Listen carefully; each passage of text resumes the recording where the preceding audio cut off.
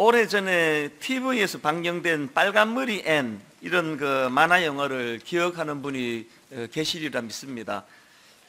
저는 지난 연말에 그 소설가 백영옥 씨가 쓴 그 에세이집인데요, 빨강머리 앤이 하는 말, 이런 제목의 그 에세이를 읽으면서 참 여러 가지 도전을 많이 받았습니다.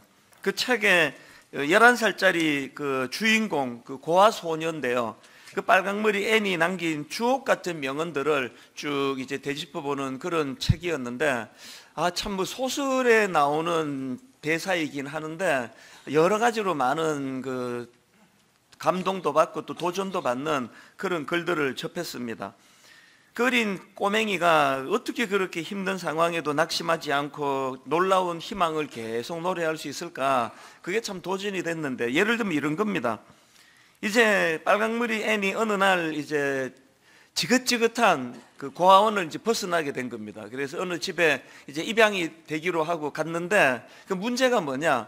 그 집에서는 이제 남자아이를 원한 겁니다. 이 심부름도 시키고 그러려고 남자아이를 원했는데, 이 여자아이가 오니까 이거 아니라고. 그래서 이제 다시 이제 고아원으로 돌려보내려고 하는 이제 그런 와중인데요, 눈물을 머금고 다시 이제 고아원으로 되돌아가야 되는 낙심된 상황에서 그 어린 빨강머리 앤이 하는 말이 이렇습니다. 전 이 드라이브를 마음껏 즐기기로 작정했어요. 즐기겠다고 결심만 하면 대개 언제든지 그렇게 즐길 수가 있어요. 그리고 또 이런 말도 했습니다. 이렇게 좋은 날이 또 있을까? 이런 날에 살아있다는 사실만으로도 행복하지 않나? 이런 날의 행복을 누리지 못하는, 아직 태어나지 못한 사람들이 불쌍해. 지금 그 도망가고 싶던 고아원으로 되돌아가는 그 과정인데, 이제 뭐 차를 타고 가는 것 같아요. 거기에 이 꽃이 너무 아름답고 예쁘고 하는 그거를 보면서 탄성을 지르면서 이런 이야기를 하는 게, 이게 그 앤이라는 어린 꼬맹이의 긍정적인 삶의 태도라는 겁니다. 또 이런 말도 했습니다. 너무 오래 슬픔에 빠져 있기엔 세상이 참 흥미롭지 않나요? 뭐 이런 식의 그 말들을 참 많이 남겼는데요, 이제 제가 고른 명언 몇 가지만 한번 읽어 드리겠습니다. 이 길 모퉁이를 돌면 무엇이 있을지 알 수 없지만 전 가장 좋은 게 있다고 믿을래요. 또 뭐 이런 말도 있습니다. 저는요, 뭔가를 즐겁게 기다리는 것에 그 즐거움의 절반은 있다고 생각해요. 그 즐거움이 일어나지 않는다고 해도 즐거움을 기다리는 동안의 기쁨이란 틀림없이 나만의 것이니까요. 또 이런 말도 했습니다. 저요, 오늘 아침엔 절망의 구렁텅이에 빠져 있지 않아요. 아침부터 그런 절망의 구렁텅이에 빠져 있어야 되겠어요? 아침이 있다는 건 참 좋은 일이에요. 그 어려움 속에 있는 어린애가 그 하나하나 너무나 주옥 같은 말들을 이제 많이 해놓은 걸 보고 저도 도전을 많이 받았는데요, 그 소설가 백영옥 씨가 왜 이 빨강머리 앤이 하는 말이라는 책을 쓰게 됐는지 그 내용을 밝히는 대목이 그 책에 나옵니다. 한번 내용을 들어보십시오. 오래전 침대에 누워 천장의 무늬를 하염없이 바라보고 있었다. 나는 지쳐 있었다. 인간관계에 실패했고 소설가가 되겠다는 오랜 꿈에서 멀어졌고 결국 회사에 사표를 냈다. 버튼 하나 누를 힘이 없었지만 빨강머리 앤 애니메이션 시리즈를 봤다. 어떤 상황인지 아시겠죠? 회사에서 이 사표를 내고 패배자가 된 느낌으로 그렇게 멍하니 천장을 보면서 이제 있는데 그 빨강머리 앤 대사가 들려진 겁니다. 그때 딱 귀에 들어온 대사가 이거였습니다. 이것도 빨강머리 앤이 한 이야기예요. 엘리자가 말했어요. 세상은 생각대로 되지 않는다고. 하지만 생각대로 되지 않는다는 건 정말 멋져요. 생각지도 못했던 일이 일어나는 걸요. 지금 자기 자신이 나는 세상에 낙오자가 됐다고 그렇게 사표 던지고 그렇게 천장을 응시하며 있는데 그 대사가 꼭 자기 보고 한 얘기처럼 들린 겁니다. 그래서 이제 그 책에 보니까 너무나 이 대사가 이제 마음을 녹여가지고 이제 그 부분, 책에서 이 부분을 이렇게 표현합니다. 스톱 버튼, 눈물이 핑, 앤의 말을 한 번, 두 번, 세 번 더 들었다. 결국 눈물이 흘렀다. 그래서 이제 이 백영옥 씨가, 그 소설가 백영옥 씨가 빨강머리의 대사를 이제 노트에 받아 적기 시작한 겁니다. 여러분, 그 필사 노트나 감사 노트나 이 땅의 모든 노트는 다 좋은 거예요. 그러니까 이 소설가가 이제 그 노트를, 이제 그 대사를 받아 적기 시작하면서 굉장히 거기에 이제 용기를 얻는 계기가 일어나고, 그래서 다시 이제 소설을 쓰기 시작했고, 지금은 이분이 아주 유명한 그런 소설가가 돼 있거든요. 그 계기가 바로 이 빨강머리 앤에 나오는 이 어린아이의 대사로부터 시작이 됐다. 그래서 그 책을, 이제 에세이집을 이제 묻게 됐다는 겁니다. 존 메가드 목사님이 쓴 자족 연습이라는 책 추천글에 이런 내용이 나옵니다. 잘못된 상황 때문에 망하는 사람은 없으나, 잘 들어보세요. 잘못된 상황 때문에 망하는 사람은 없으나 잘못된 대응으로 망하는 사람은 많다. 빨강머리 앤이 주는 교훈이 바로 딱 이거 아닙니까? 잘못된 상황 때문에 망하는 사람은 없고요, 그 잘못된 상황에 잘못 대응하기 때문에 어려움을 겪고 망한다는 그 얘기거든요. 오늘 본문 빌립보 4장 11절 말씀도 마찬가지입니다. 내가 궁핍함으로 말하는 것이 아니니라 어떠한 형편에든지 나는 자족하기를 배웠노니, 궁핍이라고 하는 어떤 잘못된 상황 때문에 망하는 게 아니라 그것을 잘못 대처하기 때문에, 잘못된 대응으로 하기 때문에 망하는 게 그게 현실이다. 그런다고 한다면 사도 바울의 이 긍정적인 자세가 뭡니까? 내가 궁핍함으로 말하는 것이 아니니라 어떠한 형편에든지 나는 자족하기를 배웠노니. 저는 오늘 이제 새해 둘째 주일 아닙니까? 올 한 해 내내 우리가 참 건강하고 또 기쁜 그 주님 안에서의 생활을 누리기 위해서는 우리가 반드시 회복해야 될 두 가지 균형에 대해서 함께 좀 나누어 보려고 하는데, 한 해 내내 이것들이 우리 삶에 좀 지침이 되면 좋겠습니다. 첫 번째로 우리가 회복해야 될 균형이 뭐냐? 자족을 연습하자는 겁니다. 자족 연습하기. 사도 바울이 11절에서 나는 어떤 형편에 처하든지 자족하는 법을 배웠다, 그렇게 설명하고는 구체적으로 12절에서 이렇게 이야기합니다. 나는 비천에 처할 줄도 알고 풍부에 처할 줄도 알아 모든 일 곧 배부름과 배고픔과 풍부와 궁핍에도 처할 줄 아는 일체의 비결을 배웠노라.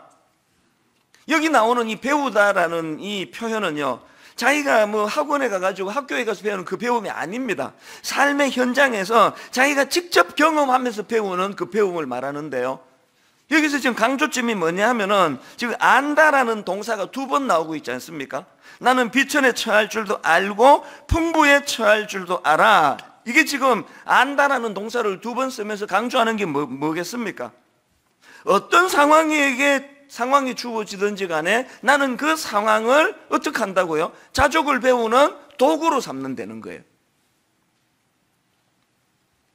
빌립보 4장 6절에도 마찬가지입니다. 아무것도 염려하지 말고 다만 모든 일에 기도와 간구로 너희 구할 것을 감사함으로 하나님께 아뢰라.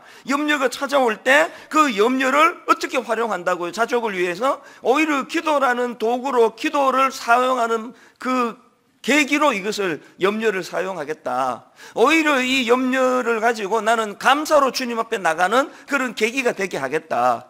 이런 의지를 피력하는 거 아닙니까? 그래서 이 본문을 다루고 있는 그 WBC 주석을 보다 보니까 이렇게 설명하는 부분이 있더라고요. 하나님께서는 좋은 시기와 나쁜 시기를 통하여 굶주림과 결핍에 대처하는 방법뿐만 아니라 풍부한 음식과 부요에 대처하는 방법도 가르쳐 주셨다. 제가 이 주석을 읽는데 딱 이 성경 구절이 떠오르는 겁니다. 전도서 7장 14절. 형통한 날에는 기뻐하고 곤고한 날에는 되돌아보아라. 이 두 가지를 하나님이 병행하게 하사, 사람이 그의 장래의 일을 능히 헤아려 알지 못하게 하셨느니라. 여러분, 잘못된 상황 때문에 망하는 사람은 없고요, 잘못된 대응으로 대처하기 때문에 망하는 사람이 있다고 한다면 우리 안에 어려운 일이 찾아올 때에 이거를 하나님이 두 가지를 병행하게 하사 하나님을 더 의지하도록 이런 장치들을 주셨다라고 그렇게 수용하는 거, 이게 얼마나 건강한 태도냐는 겁니다. 저는 옥하는 목사님이 그 부러운 게 참 많은데, 그 중에 정말 부러운 게 목사님이 그 유튜브 뭐 이런 거 없는, 인터넷 없는 시대에 목회하셨다는 게 너무 부러워요. 뭐 얼마나 부러운지 모릅니다. 그때 무슨 뭐 가짜 뉴스가 있겠습니까? 모함하는 뭐가 있겠습니까? 그냥 이 오프라인에서 자기 목회만 잘하면 되던 그런 때 목회를 하셨으니까 그게 너무 부럽습니다. 그러나 제가 1941년생이 아니고 1961년생을 어떡하겠습니까? 목회를 하는데 그걸 누가 만들어 버렸는데 그럼 어떻게 해야 됩니까? 피할 수 없다면 즐겨라 이런 말이 있지만 믿는 우리는 한 걸음 더 나가야 됩니다. 피할 수 없다면 그거를 내 자족의 도구로 사용해 버려라. 그걸 기어이 내가 자족을 연습하는 도구로 만들어라. 그러면 하나님이 반드시 도와주신다는 거예요.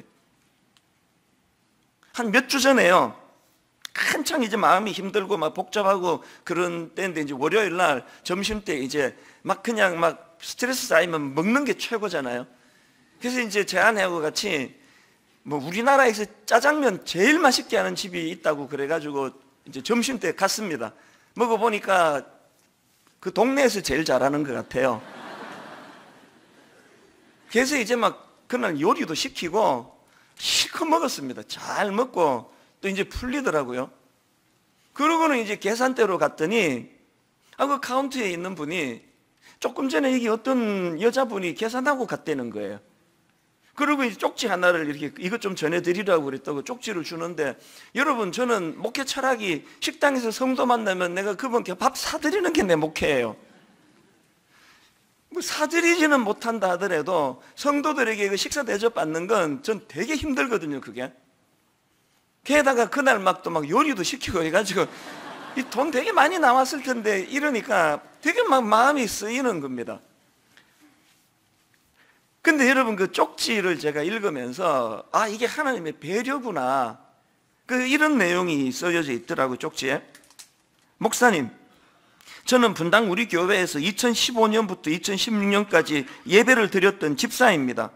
고향 교회에서 모함을 받아 쫓기던 나와 마음이 무너지고 있을 때 분당 우리 교회에서 드린 예배와 목사님 말씀에 큰 위로를 받고 지금은 다른 교회에서 감사히 신앙생활하는 중입니다. 너무 감사해서 식사 대접합니다. 목사님 감사합니다. 그리고 누구누구 집사 올림, 이렇게 쓰여져 있는 겁니다. 내용을 보니까요, 뭐 얼마나 억울한 일을 당하고 아픈 상태에서 저희 교회에서 예배를 드리고, 저희는 기존 신자 등록을 안 받으니까 이제는 가까운 교회로 가셔서 잘 적응을 하고 있다는 그런 내용인데요. 제가 막 너무 이분에 대해서 감사를 표하고 싶은 겁니다. 그래서 그분이 다닌다고 하는 교회에다가 연락을 해가지고, 요새는 개인정보보호법 이런 것 때문에 전화번호 잘 안 알려줘요. 그래서 제가 막 한 2주 걸렸던 것 같아요. 기어이 번호를 또 알아냈잖아요, 이 집요함을 가지고. 그래서 이제 그분에게 전화를 했어요. 깜짝 놀라시죠. 그러면서 이제 이런저런 대화를 하다가 그날 제가 정말 많은 위로를 받았습니다. 이분이요, 20몇 년인가 정든 교회에서 상상을 초월하는 모함을 당하고, 그렇게 해서 상처 구덩이에 빠져가지고 도저히 그 고향 교회를 다닐 수가 없어가지고 그렇게 교회를 지금 옮긴 상태에서 우리 교회로 온 겁니다. 그러면서 이제 이분하고 대화를 잘 나누고요, 좀 있으니까 이제 문자가 오더라고요. 문자 내용이 이렇습니다. 너무 억울했습니다. 많이 울었습니다. 복수하고 싶었습니다. 그러나 그것이 주님께서 원하시는 것이 아니었음을 4년이 지난 후에 알게 하셨고, 여전히 용서하는 과정이 있습니다. 이게 참 의미가 있더라고요. 이 정직한 고백 아닙니까? 4년이 지났지만 여전히 용서하는 과정에 있습니다. 그런 중에 목사님을 우연히 식당에서 배웠고 마음으로 정말 감사했습니다. 하나님께서 목사님을 통해 저에게 주신 위로와 가르침을 마음에 담고 제가 받은 십자가 사랑 꼭 세상에 흘려보내며 살겠습니다. 보니까 저보다 훨씬 억울하고 훨씬 마음이 상해 있는 그런 상태의 성도님이셨던 거예요. 제가 한 3주 전인가 모세를 가지고 설교한 적이 있지 않습니까? 그 설교에 대해서 그 다음에 이런 글이 있습니다. 어제 목사님 말씀을 통해 주님 뜻을 다시 한번 알게 되었습니다. 저의 교만이 그 사람의 마음을 상하게 했구나. 이렇게 저를 돌아보았고, 모함받고 원망하는 저의 상황에서 모세와 같이 주님께 부르짖어야 한다는 것을 알게 되었습니다. 분노하고 복수하는 것이 아니라 오히려 저를 돌아보며 저의 고향 교회를 위해 눈물로 기도하는 사람으로 이끌어 주셨습니다. 이분 대단한 크리스찬의 모습 아닙니까? 부끄럽더라고요. 상상을 초월하는 그런 모함을 당하고 오죽하면 복수하고 싶었습니다. 4년이 지나도 그 마음이 완전히 아직까지는 용서가 되지 않는 그런 상황에서 말씀으로 그렇게 살아보려고 애쓰시는 그분을 하필 그 식당, 이 동네도 아니에요. 대한민국에서 제일 맛있는 집이라 그래가지고 한 40분을 내가 운전해가지고 간 그 동네에 하나님은 그분을 미리 거기에 예비해 두시고, 그 마음이 너무나 내가 힐링이 되는 거예요. 막 목회 회의가 오고 도대체 이게 뭔가 하는 이런 자리에 빠져 있을 때 하나님이 그분을 통해서 네가 지금 현실을 얼마나 과장하고 있는지 아느냐. 여러분, 다시 말씀드립니다. 잘못된 상황 때문에 망하는 사람은 없으나 잘못된 대응으로 망하는 사람은 많다. 이것이 얼마나 저에게 이 지침이 되는지 모르겠는 겁니다. 오늘 본문 12절에 나는 비천에 처할 줄도 알고 풍부에 처할 줄도 알아. 모든 이 일 곧 배부름과 배고픔과 풍부와 궁핍에도 처할 줄 아는 일체의 비결을 배웠노라. 올 한 해 그 귀한 그 성도님처럼 이왕에 이런 일이 벌어져 버렸는데 내가 이것을 어떻게 대처하면 좋을지, 그것이 궁핍으로 모는 일이든 부요함으로 모는 일이든 내가 겪는 이 땅의 모든 일들로 하여금 내가 자족을 배우는 훈련의 도구로 삼아야 되겠다. 그렇게 결단하시는 성도님들 되시기를 바랍니다.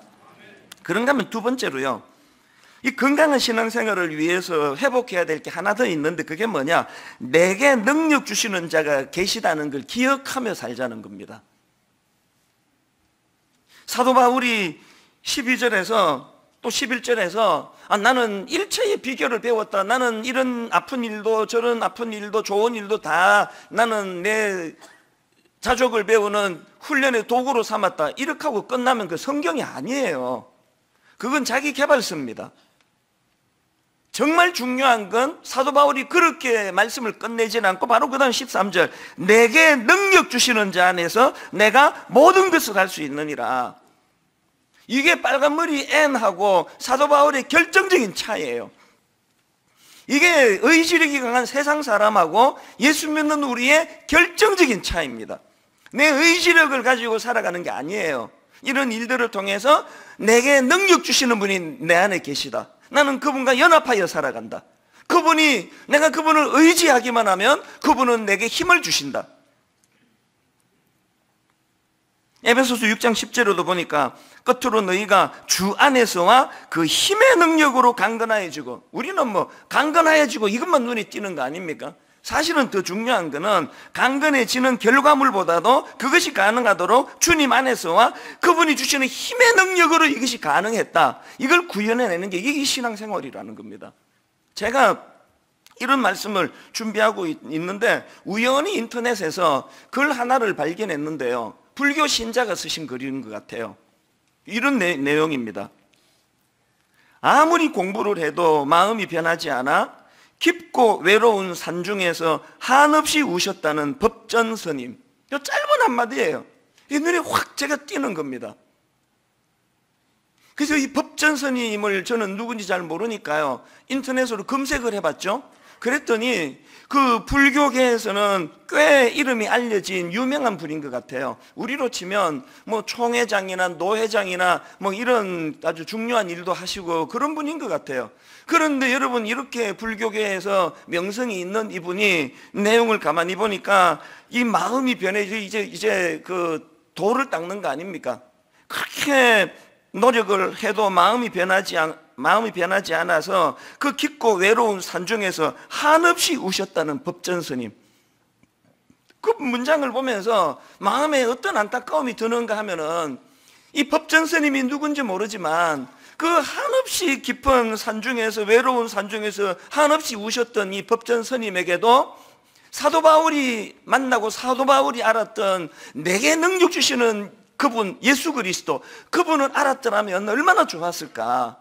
어차피 내 능력으로는 그게 안 된다는 걸 인식하고 내게 능력 주시는 그분을 의지하는 삶을 사셨더라면 이렇게 깊은 산중에서 외로이 우는 일은 피할 수 있지 않았을까. 그런 생각을 제가 하다가 불쑥 든 생각이, 제가 지금 그 법전 선임을 걱정할 때가 아닙니다. 지금 여기 지금 수많은 크리스찬으로 가는 분들, 평상시에 그렇게 손을 들고 찬양하고 하나님을 의지한다 그러고 그렇게 신앙생활을 하는데, 이런 어떤 결정적인 문제를 만나면 법전 스님이나 우리나 거의 다를 바 없는, 내가 뭘 해보겠다고 그러다가 외로이 눈물을 짓는 게 그게 오늘 저나 여러분의 모습 아닙니까?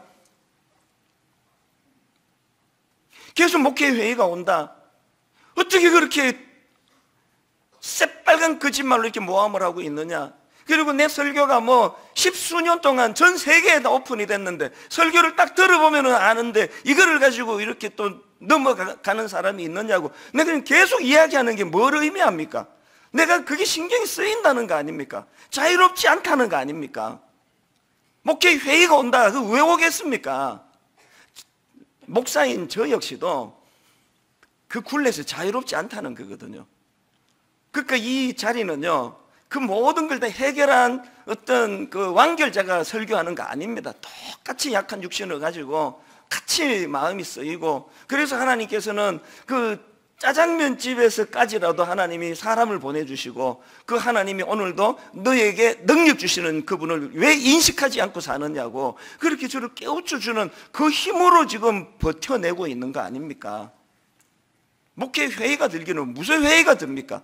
능력 주시는 그분이 아무런 능력도 없는 저를 지금까지 인도해 주셨는데, 여러분도 마찬가지라고 생각합니다. 여러분, 그 스님이 그 고독한 깊은 계곡에서 눈물을 흘리고 있는 그런 모습이 내게 능력 주시는 그분을 알고 있는 우리는 절대로 그러면 안 된다는 거예요. 절대로 그러시면 안 됩니다. 디모데전서 1장 12절에도 보니까 나를 능하게 하신 그리스도 예수, 우리 주께 내가 감사함은 나를 능하게 하신, 내게 능력 주시는 자. 제가 이 설교를 준비하다가요, 우리 교회 어느 부부가 불쑥 떠오른 겁니다. 이 부부는 정말 이 분당 우리 교회 최고의 이 수뇌보, 완전히 로맨스예요. 이 젊은 이 부부가 무슨 일이 있었냐 하면, 부인이 처녀 때 결혼하기 전에 미혼 시절에 루푸스 병을 만난 겁니다. 이 희귀성 난치병이거든요. 이 루푸스는 정말 무서운 병이에요. 이 몸의 면역 체계가 이상을 일으켜 가지고 자기 인체를 공격하는 거예요. 그 이 안에서 이 루푸스가 눈을 공격하면 실명이 될 위험이 있고요. 무릎을 공격하면 무릎이 더 관절이 다 망가집니다. 심장을 공격하면 심장을 망가뜨리게 되고요. 그 이 미혼 자매가 이제 루푸스 병이 온 건데, 이 루푸스 병이 진짜 무서운 게요, 아직까지 병 원인을 못 찾습니다. 그러다 보니까 약이 없어요. 그래서 중환자실에 가서 투병을 하고 있는데, 이제 이 로맨티스트, 이 남편이 그 소식을 들은 거예요. 그래가지고 이제 이 자매가 퇴원하고 얼마 있지도 않은데 만나자고 연락이 온 겁니다. 그 만나고 싶겠습니까? 그 자매 표현으로 얼굴이 그 풍선 아줌마처럼 얼굴이 이렇게 부어 있고 막, 그래서 계속 이제 망설이는데 계속 만나자고, 그래서 이제 만났더니 프로포즈를 하는 거예요. 결혼을 하자는 겁니다. 이 자매 마음에 그 무슨 총각 인생 하나 망칠 일이 있나, 결혼 안 한다 그랬어요. 결혼 안 한다 그러는데 막 계속 그렇게 집요하게 프로포즈를 해가지고 드디어 정말 결혼을 하게 됐거든요. 이 수뇌부 아닙니까? 제가 이 설교를 준비하다가 불뚝 그 부부가 생각이 나는데, 그렇게 결혼한 지가 5년이 지났거든요.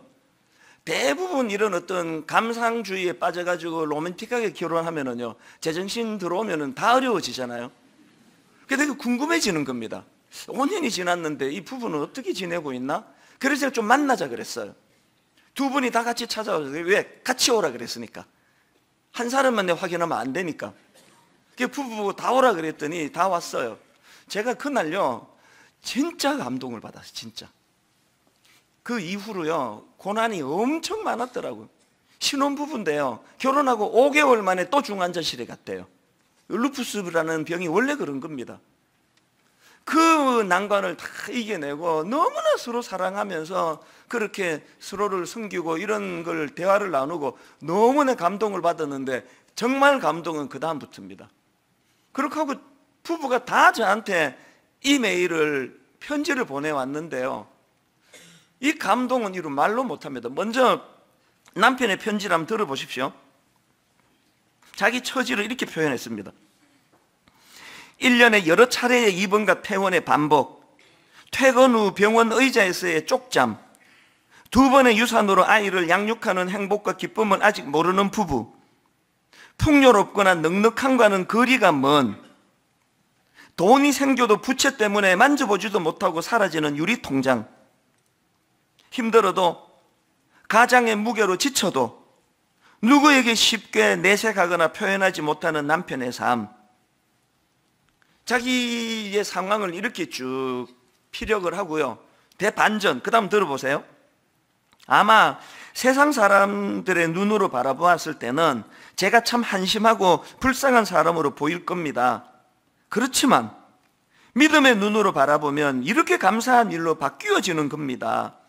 루푸스라는 희귀성 난치병을 가진 자매를 부부로 맺어주셔서 내 자신이 먼저가 아닌 자매를 먼저 배려할 수 있는 마음을 주심에 감사하고, 병이 더 악화되기 전에 입원으로 예방해 주심에 감사드리고, 또한 회복되어 퇴원할 수 있게 해주셔서 감사드리고, 유아부 예꼬들과 자녀들이 많은 다락방을 허락해 주셔서 한두 명이 아닌 수십 명의 아이들과 함께하는 기쁨과 행복을 주심에 감사드리고, 넉넉하지는 않지만 주일 헌금과 11조를 드릴 수 있는 기쁨을 주심에 감사드리고, 가장의 무게와 삶의 힘든 부분들을 다락방에서 나누고 함께 울고 위로받음으로 치유의 은사를 주심에 감사드리고, 내가 현재의 상황을 어떻게 보느냐의 시각에 따라 감사한 일들이 매 순간 넘쳐나는 걸 느끼면 하나님이 저에게 주신 감사가 이렇게 많음에 놀라게 될 것입니다. 지난주 제가 감사를 선포하지 않았습니까? 이런 생각하신 분 계세요?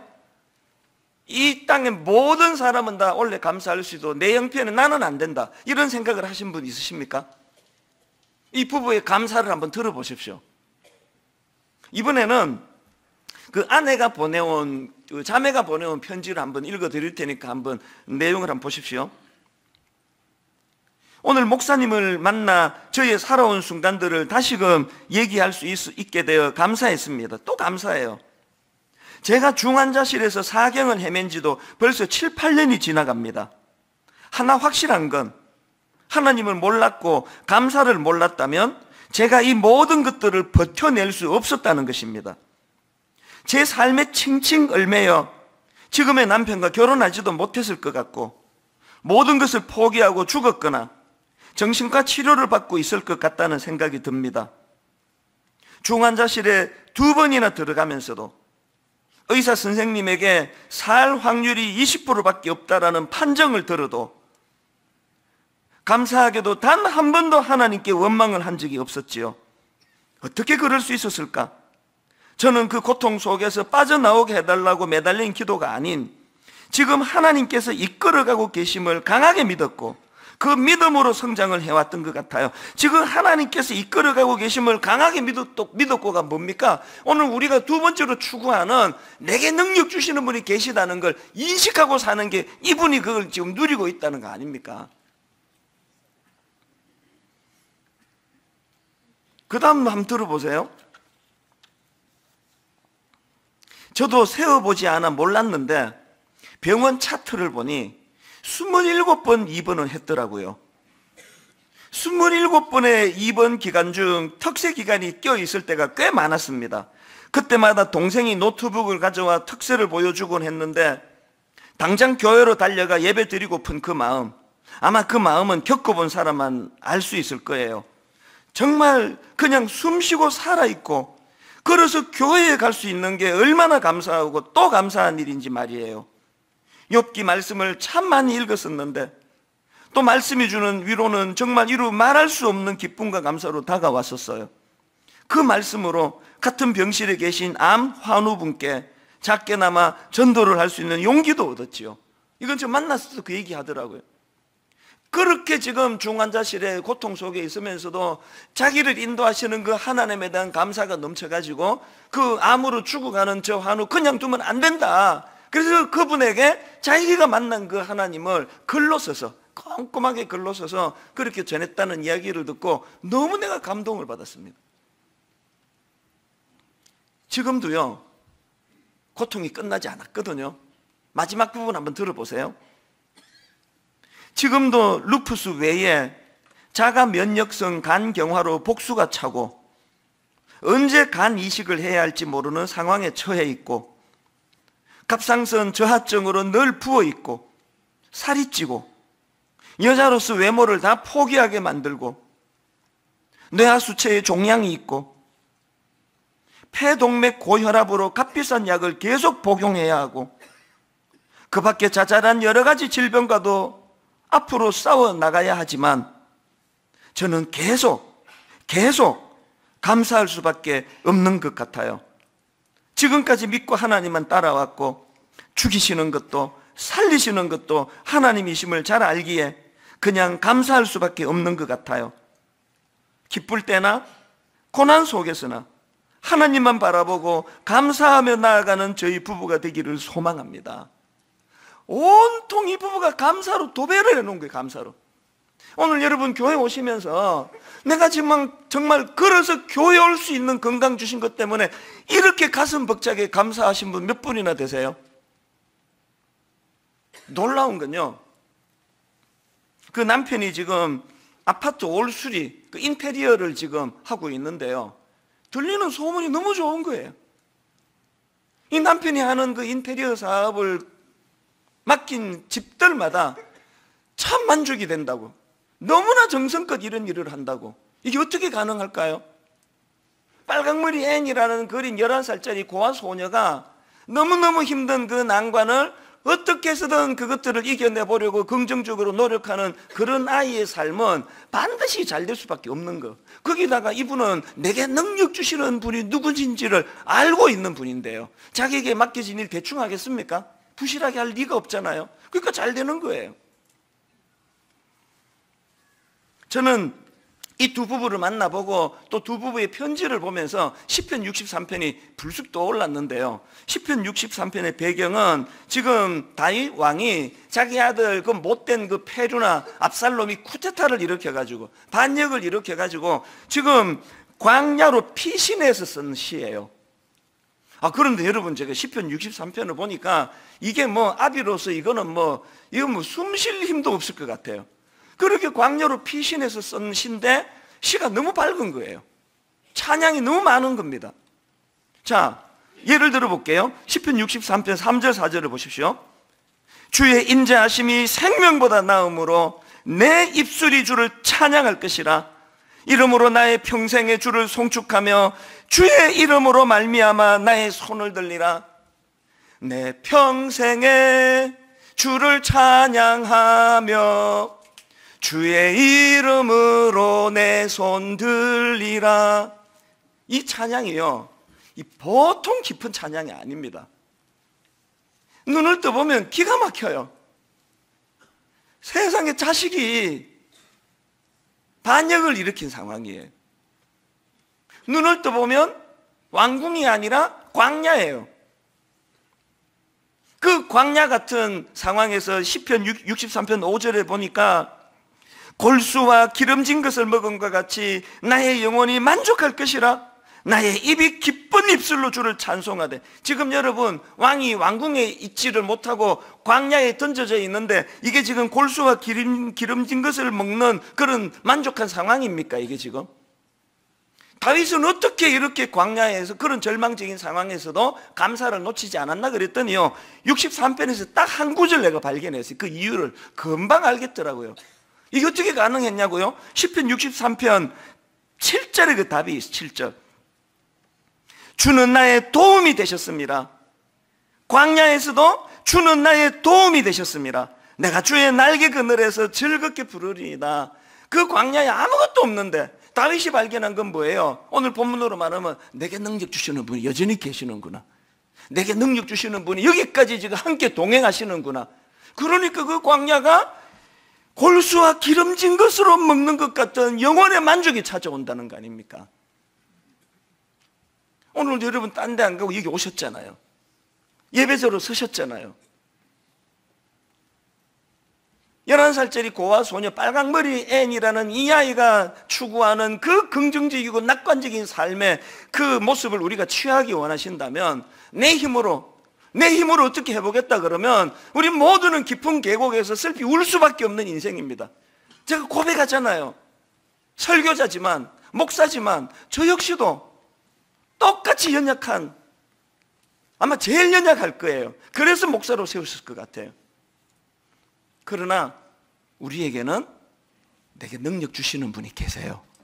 내게 능력 주시는 그분을 인식하고 그분과 연합하면서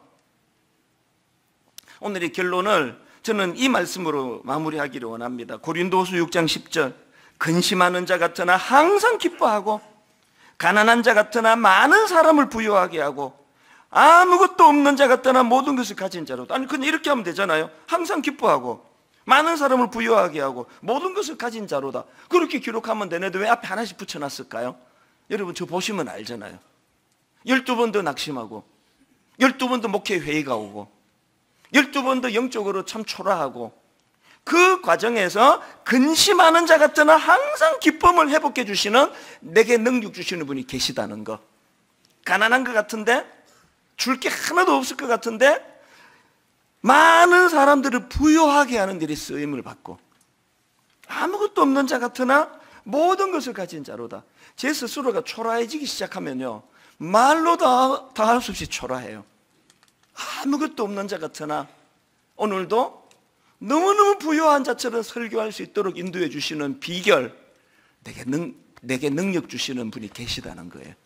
내게 능력 주시는 분이 계셔서 저의 초라함, 저의 연약함, 저의 보잘것없음, 저의 심약함, 저의 의지 박약, 이 모든 것들이 오히려 더 빛이 나는 겁니다. 내게 능력 주시는 자가 계시기 때문에. 새해 둘째 주 저는 다윗의 이 주옥 같은 시를 가지고 만든 이 찬양이 여러분 인생에 아까 그 소설가 백영옥 씨는 그 TV에 나오는 대사 하나로 활력이 회복이 되고 다시 치유가 될 수 있었다면 오늘 여러분 하나님의 말씀으로 만든 이 찬양이 여러분을 회복시켜 주시는 능력이 될 줄로 믿습니다. 우리 찬양 같이 한번 힘을 얻어 하나님이시여 하나님이시여 주는 나의 하나님이시로다. 무슨 뜻입니까? 내게 능력 주시는 자 그분이시라는 거예요. 주는 나의 하나님이시로다. 나의 몸과 마음 주를 갈망하며 이제 내가 주님께 이렇게 고백하기 원합니다. 여호와는 나의 빛이 되십니다. 여호와는 나의 구원이 되십니다. 가사를 생각하시면서 우리 한번 이렇게 찬양하기 원합니다. 하나님이시여 하나님이시여 주는 나의 하나님이시로다. 나의 몸과 마음 주를 갈망하며 이제 내가 주께 고백하는 말 뭐라 고백하시겠습니까? 여호와는 나의 빛이요. 뭐라 고백하시겠습니까? 여호와는 나의 구원이시니 내게 능력 주시는 그분이 계시기 때문에 내가 누구를 두려워하리요? 여호와는 생명의 피난처시니 주의 인자가 생명보다 나음으로 내 입술이 여호와를 찬양하니 내 평생에 주를 찬양하며 내 영혼이 기뻐 주의 이름으로 내 손 들리라. 여호와는 나의 빛이요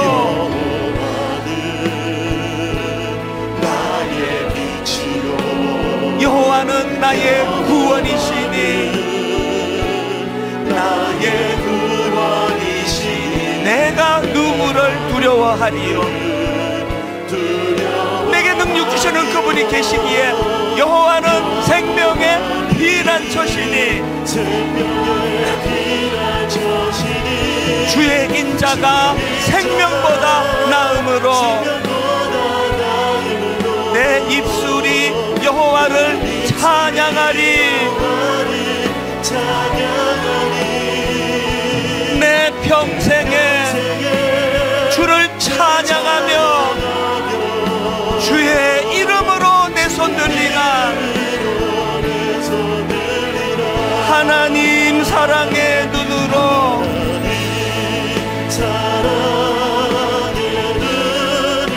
너를 어느 때나 바라보시고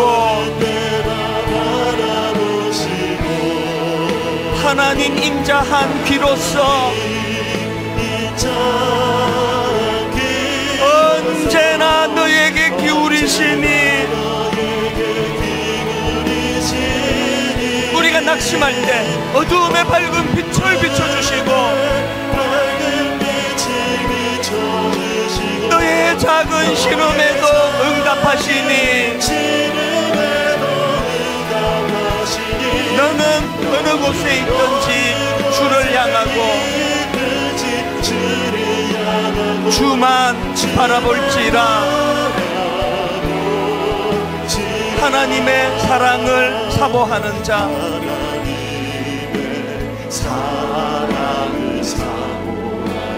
하나님의 평안을 바라보는 자, 내게 능력 주시는 그분, 너의 모든 것 창조하신 우리 주님이 너를 얼마나 사랑하시는지 여러분 이거 다 알고 계십니까? 하나님께 찬양과 경배하는 자, 하나님의 선하심을 닮아가는 자, 내게 능력 주시는 그분, 너의 모든 것 창조하신 우리 주님이 너를 자녀 삼으셨네. 하나님 사랑의 눈으로 너를 어느 때나 바라보시고 하나님 인자한 귀로서 언제나 너에게 기울이시니 어두움의 밝은 빛을 비춰주시고 너의 작은 신음에도 응답하시니 너는 어느 곳에 있든지 주를 향하고 주만 바라볼지라. 우리 마지막으로 한 번 더 이렇게 소리쳐 선포합니다. 하나님 사랑의 눈으로 내게 능력 주시는 그분, 너를 어느 때나 바라보시고 하나님 인자한 귀로서 언제나 너에게 기울이시니 어두움의 밝은 빛을 비춰주시고 너의 작은 신음에도 응답하시니 내게 능력 주시는 그분, 너는 어느 곳에 있든지 주를 향하고 주만 바라볼지라. 주만 바라볼지라.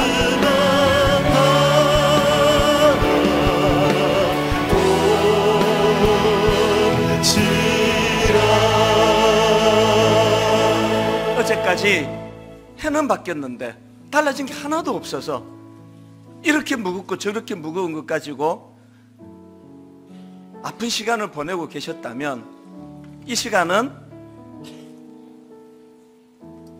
내게 어떤 어려움과 난간이 찾아오더라도 그것을 자족 연습하는 도구로 삼아버리겠다. 자족을 훈련하는 도구로 하나님이 주셨다고 나는 이거 수용하겠다. 그리고 내게 능력 주시는 분이 계시다는 걸 인식하며 살아가야 되겠다. 이 두 가지를 가지고 올 한 해를 돌아보시면서 우리 통성으로 하나님 은혜를 구하며 합심해서 같이 기도하기 원합니다. 같이 기도하시겠습니다. 살아계신 하나님 아버지, 하나님 은혜를 이 시간 사모하며 갈망하며 하나님 앞에 나와 예배를 드립니다. 하나님 아버지, 사도 바울의 눈물의 그 고백이 우리 인생의 고백이 되기를 원합니다. 사도 바울이 가졌던 그 놀라운 아버지 하나님 앞에서의 선포가 아버지 우리들 믿음 가운데 드러나게 하여 주시옵소서. 하나님 아버지, 어떠한 형태내는지 나는 자족하기를 배웠노니 나는 비천에 처할 줄도 알고 풍부에 처할 줄도 알아. 모든 일, 곧 배부름과 배고픔과 풍부와 궁핍에도 처할 줄 아는 일체의 비결을 배웠노라. 하나님, 우리들에게 바로 이 말씀이 그대로 구현되는 그런 한 해가 되도록 주님 인도하여 주시옵소서. 하나님 아버지, 그렇게 인도하여 주시는 주님을 의지합니다. 내 안에 내게 능력 주시는 그분과 함께 동행하며 하나님 그분과 연합하며 그분을 의지하며 하나님 아버지 그분이 주시는 새 힘과 능력을 반드시 찾아내 주님 앞으로 아버지 달려가는 믿음의 성도님 되게 하여 주시옵소서.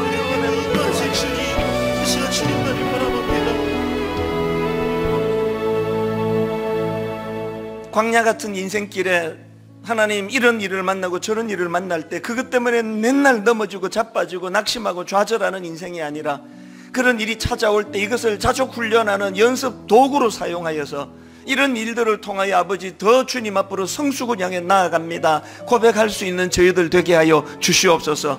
무엇보다도 우리 힘으로 할 수 없을 때 깊은 산속에 들어가 눈물 지을 수밖에 없는 인생인데 오늘도 내게 능력 주시는 분이 계시다는 것, 그분을 의지하며 살아갈 때에, 그분과 연합할 때에 그분이 내게 없는 하나님만이 주시는 힘으로 인도해 주신다는 것을 인식하고 그것을 경험하고 맛보며 나아가는 올 한 해가 되게 하여 주시옵소서.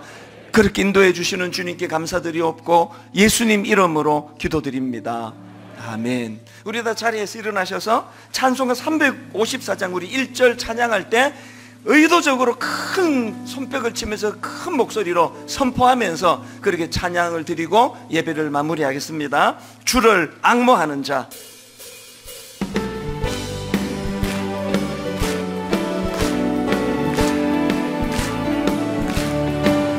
주를 앙모하는 자 올라가 올라가 독수리 같이 모든 싸움을 이기고 근심 걱정 벗어는 올라가 올라가 독수리가 주 앙모하는 자 주 앙모하는 자 주 앙모하는 자 주 앙모하는 자 늘 강건하리라. 하나님 한 주간 또 이 찬양이 그대로 구현되는 귀하고 복된 한 주간 되도록 인도하여 주시옵소서.